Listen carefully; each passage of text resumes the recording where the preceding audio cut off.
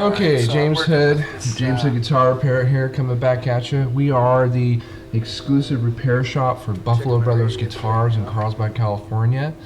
And we have a customer who's brought us a Rickenbacker bass, and this bass has a scoop in the tongue, and this needs to be taken care of because we can't get the right adjustment in the bass for the action to be comfortable.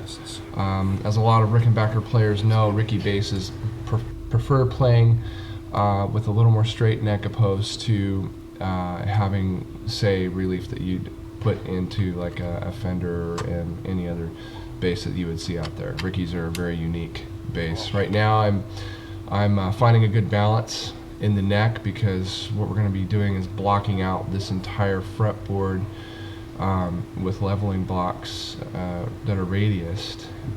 So it's really important to find a balance in the fretboard between the area from the top to the bottom. So we're right there at the end where the nut's mounted, at the headstock all the way down to the tongue. So we need to find a good balance here. I did record audio for this video live, and right there you should be hearing something like shh, shh, shh, shh, shh, shh, shh. Maybe I'll put that sound back in there, but I thought it'd be cool just to kind of narrate as I go. So right now we're wanting to make sure that we're using a nice even pressure across the fretboard here.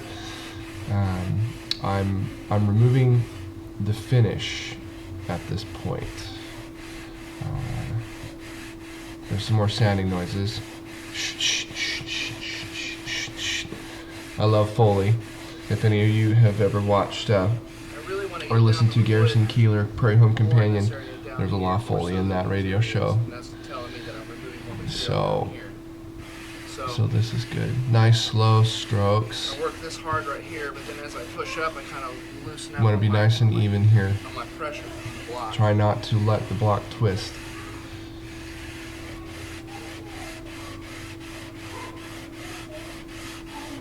The other thing you want to be aware of when you're doing this is that, as I said earlier, we want to do this in a balanced fashion. We can't just say, okay, well, we have a fretboard that has a real bad scoop in the tongue. We can't just remove all the material from there. If you do that, most of the time you'll end up burning through dot markers or fretboard markers, and we want to try to be aware of that.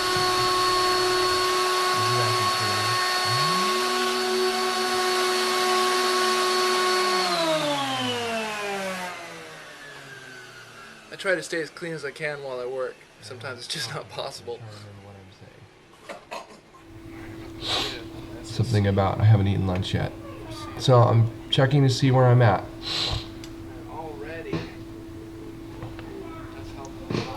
You can see the low spots in the fretboard where I've sanded. All the spots that are high and that have been taken down are the lighter spots. The darker spots you see are low spots that haven't been hit too much yet. Got relief in it.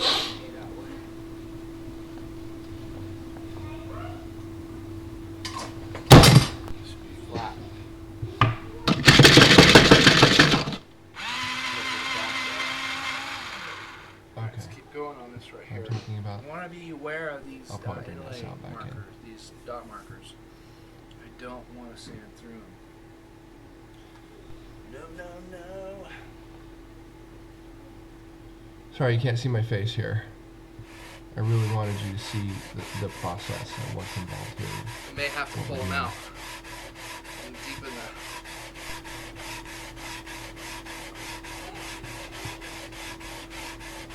There we go. Sanding a little bit more. See, I'm working that area just a little bit more.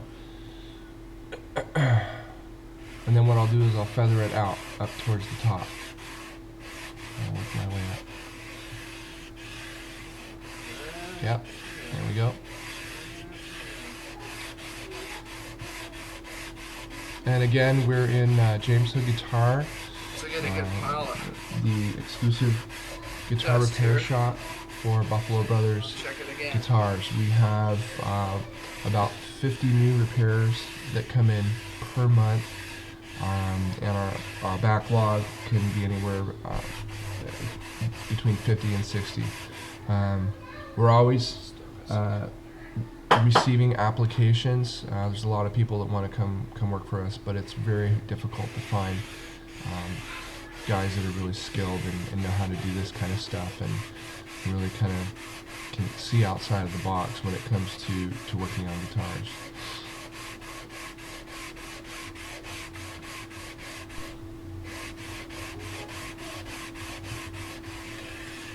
You can check out our website at jameshoodguitar.com.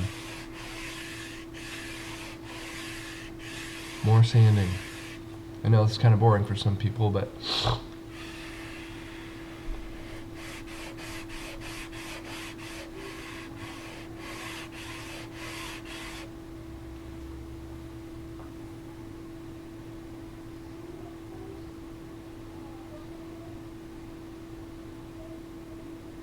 I've got the fretboard all finished now, and I'm going to come in the morning and level all this right. down So and here I have buff it out.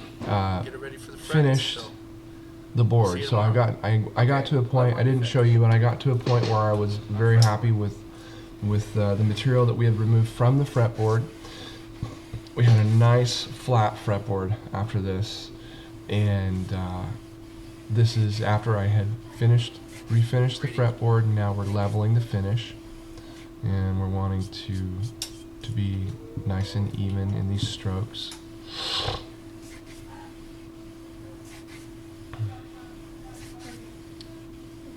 So we'll level this and go up on our grits. I believe I went up to about 2400, and then I went to the buffer. So you can see this here. That was a long night.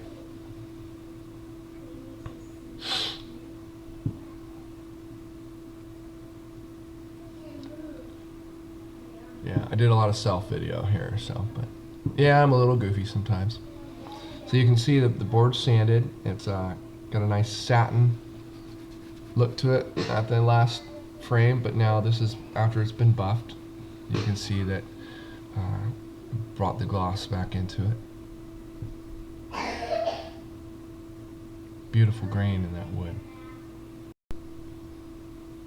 All right, so now we're putting the frets in the fretboard here, and actually doing an undercut on this one because the way that this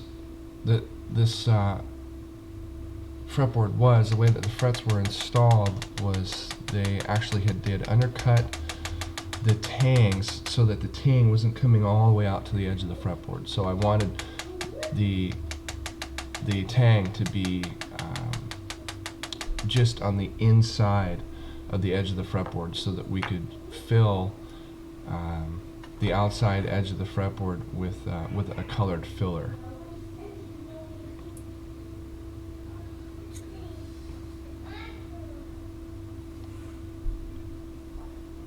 You'll actually see me use my undercutter here. Ah, there it is. Good old Stuart McDonald. And those are my kids you hear in the background, because I'm at home narrating this right now.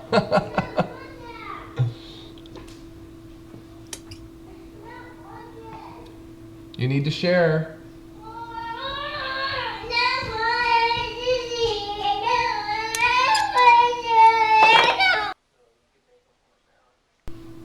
Oh, okay, just had to deal with a little meltdown there, but you can see where I'm undercutting the tang there. I just showed you. Pull it up next to the camera lens. And so I'll continue to put frets in this thing. I'm making sure that the tangs are fitting nice and snug, and then I'm getting a real good seat.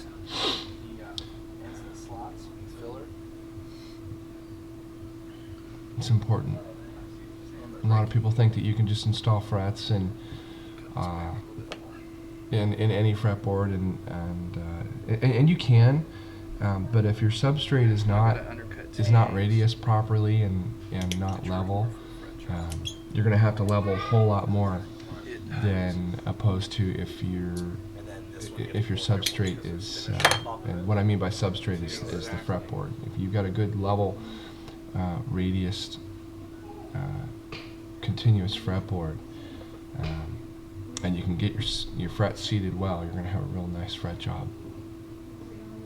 There have been fret jobs I've done where I've not had to do any leveling at all. But hey, that's kind of the grail when it comes to fret work. That's an old Randy Rhodes Les Paul that we replaced the neck on back there in the background.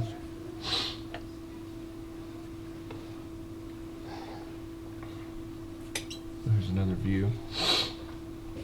Real excited. Fretboard came out nice. Yes, baby. Dad, Yes. we play in playroom, so we play. Yes, you can play in the playroom. Yep. So for you repair guys out there, I know you're gonna love this video. It was cold in the shop that day.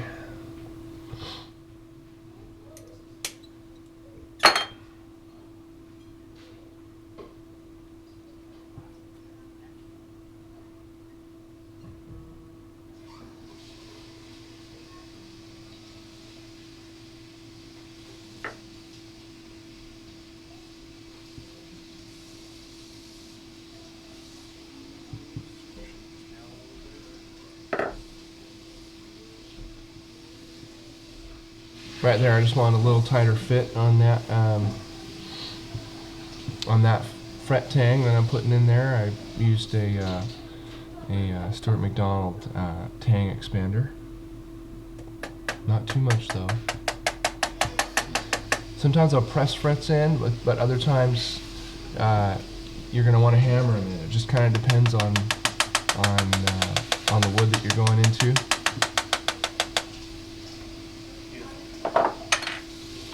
That's how you do it. And this is looking down the fretboard here. Hard to. For the most part, I think I'm trying to use this as I would my eye here. Looking down the fretboard. For the most part, I think they're This is before pretty the good, pretty before I pretty clip the level, ends. which is great for just slamming in frets.